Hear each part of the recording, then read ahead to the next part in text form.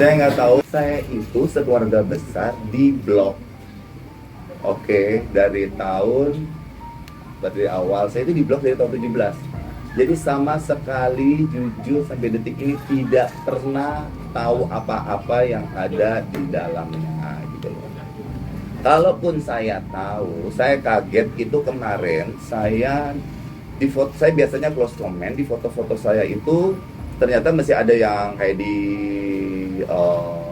Reels ya, di Reels ada foto yang masih bablas. Yang saya kecewanya di foto-foto, benar saya mengajar di salah satu kampus di Jakarta, kumpulan emak-emak kacamata kuda menilai saya gitu ya. Saya menganggap itu emak-emak berkacamata kuda menilai saya, memaki-maki saya, mengutuk saya segala macam. Innalillahi wa inna ilaihi raji'un.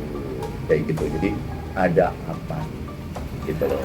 Jadi saya kebetulan IG saya itu juga dipegang sama manajemen saya.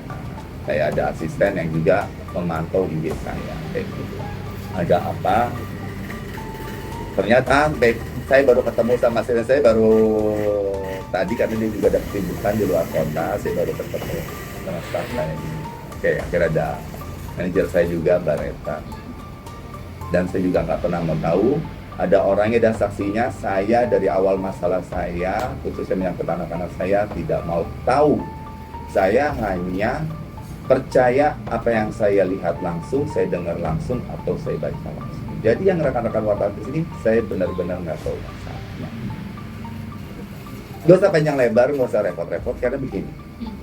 Karena saya mengalami semua kejadian, ya sampai persidangan di pengadilan, khususnya masalah anak-anak ini, saya tahu apapun konten yang ada di dalam medsosnya mantan saya itu sampah, sesampah-sampahnya sampah buat saya, khususnya masalah keluarga itu sampah.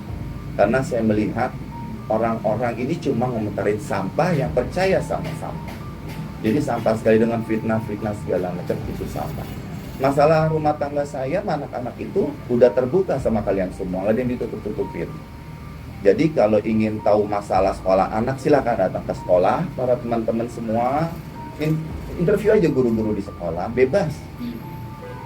Kalau masalah ada menyangkut hukum pengadilan, ke pengadilan agama negeri Cibinong, silakan ke sana. Mau masalah di mana ini sudah terbuka sama kalian, dan kalian juga pernah interview, saya pernah jawab semua gitu. Jadi saya selebihnya saya nggak benar-benar nggak mau tahu, karena saya tahu banget dari emak-emak kacamata kuda ini yang menyerang saya ini itu semua isinya fitnah belaka. Kedua, urusannya apa? Saya secara personal itu kok diserang? Saya itu kalaupun muncul di TV kemarin sama kuasa hukum saya itu jelas.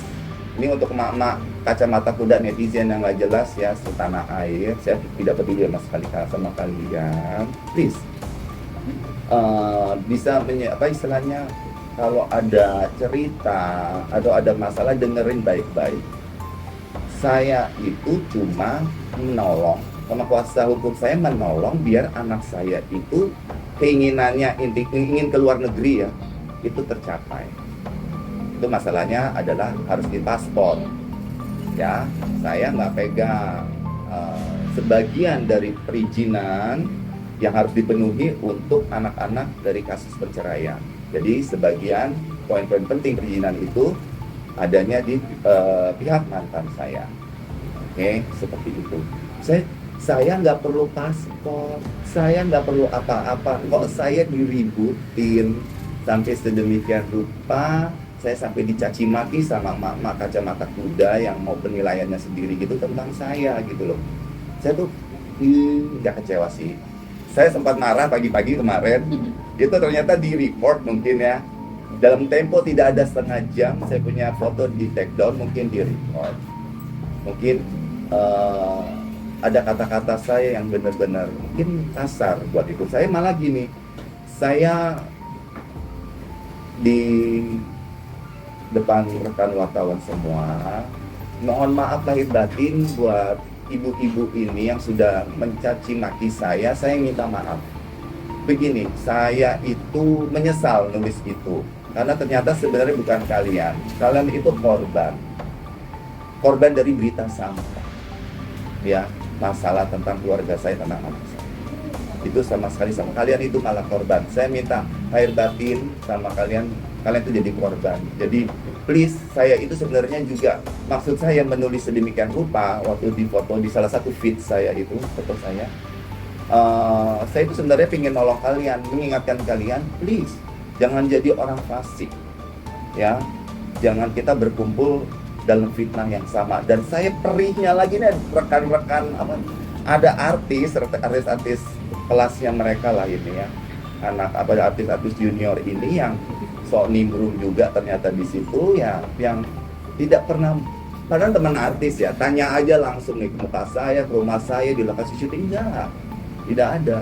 Jadi wow, kacamata kuda sekali ya, gitu. Saya tanya sama staff saya, sama asisten saya, itu coba dilihat klasifikasi mereka itu seperti apa sih gitu. Ya ini semua emak-emak yang ternyata punya transit yang sama gitu loh. Ternyata orang yang sama kaumnya ya berkumpul ya. Jadi ya gimana?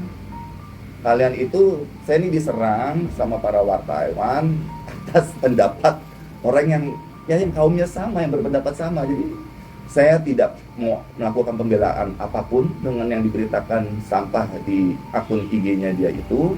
Karena saya yakin saya dengan anak-anak itu yang bela cuma Allah Subhanahu wa Ta'ala. Ada Allah yang bela. Itu saja. Oke Mas Harik, mungkin makasih. Yang kemudian menjadi polemik bagi si mantan. Nah, mungkin aku mau konfirmasi, mungkin Mas Harik bisa klarifikasi terkait tadi paspor sendiri.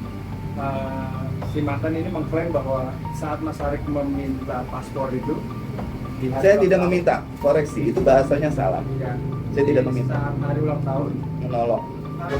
Hadiah ulang tahunnya ya, anak berupa PS5 dibalikin dengan syarat paspornya harus ada. Mungkin Mas Harik bisa klarifikasi hal itu. Saya bilang begini, oke, ada peraturan buat anak-anak saya. Saya garis bawahi ya, anak-anak itu kita yakini bersama titipan yang Maha Kuasa. Saya kalaupun punya kewajiban itu sama Tuhannya saya, bahkan tidak punya kewajiban apa-apa atas hukum negara ini. Tapi saya sudah memenuhi kewajiban saya di hukum negara ini sampai terjadi eksekusi anak di rumah saya tidak melakukan perlawanan apa-apa kan? Saya tinggalkan anak-anaknya. Jadi saya sudah memenuhi kewajiban itu.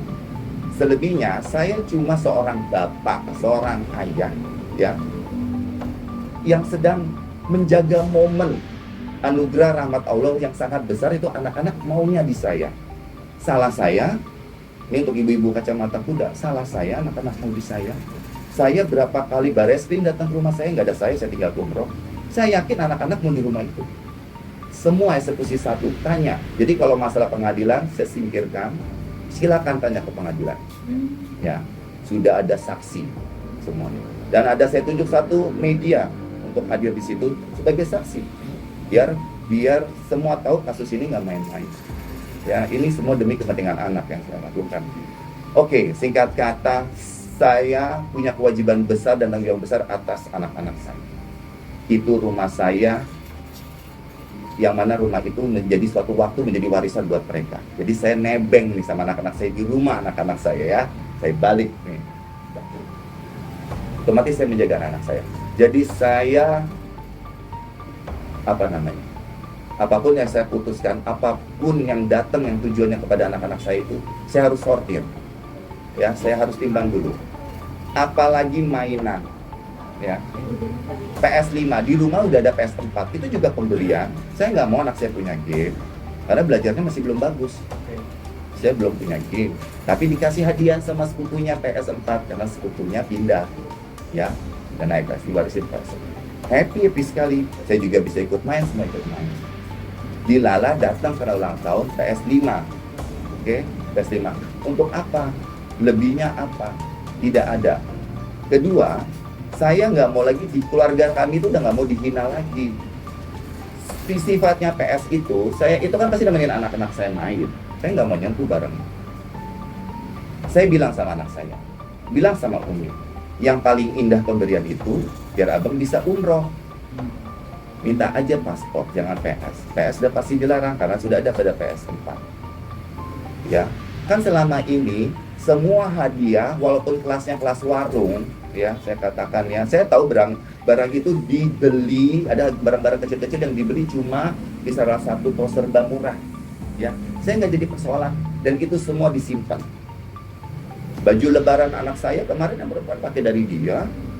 Anak-anak saya hanya boleh dikasih hadiah yang menempel di badannya saja.